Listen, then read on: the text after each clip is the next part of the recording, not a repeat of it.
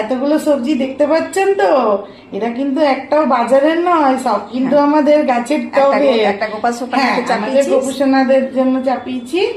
আর বাকি সব আমরা এইটা ভাজা করে খাবো আজকে। বেগুন, কলমি শাক, আর এটা কি ডাঁটা শাক না? হ্যাঁ, আম গাছের তলায় বেরিয়েছিল ডাঁটা শাক, লাগাইনি, নিজে নিজেই বেরিয়েছে, তো পাখিতে হয়তো বীজ ফেলেছে। হ্যাঁ, তো যাই হোক, এটা আজকে রান্না হবে। আর একটা ঠাকুরের কাছে হ্যালো বন্ধুরা, আজকে বেগুনগুলো তুলে, হ্যাঁ বেগুনগুলো অনেক বড় হয়ে গেছে, এর থেকে বেশি বড় করলে আবার বীজ হয়ে যাচ্ছে, তো আমি তুলে নিই। গাছের বেগুন বলে কথা। এই যে এই 1 নম্বর কলমি শাক তো তুলেছে, আর ছাদে একরকম শাক তুলেছে মা। এই যে দেখুন, কলমি আর ডাঁটা তুলেছে।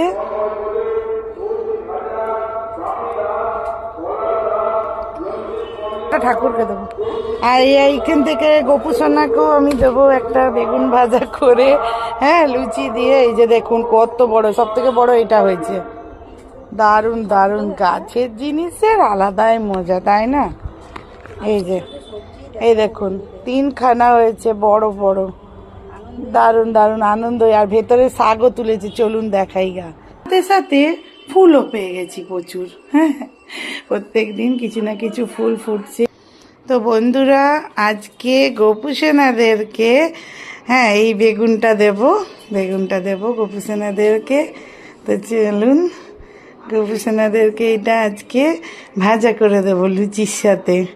তো আর গাছের বলে কথা, তাই না বন্ধুরা? তো ভালো লাগলে অবশ্যই লাইক, কমেন্ট, শেয়ার অবশ্যই করে দেবেন। আর আমাদের চ্যানেলটাকে সাবস্ক্রাইব করতে ভুলবেন না নতুন নতুন ভিডিও দেখার জন্য। তো আজকের মতন এইটুকুই, আবার দেখা হচ্ছে অন্য একটা ব্লগে।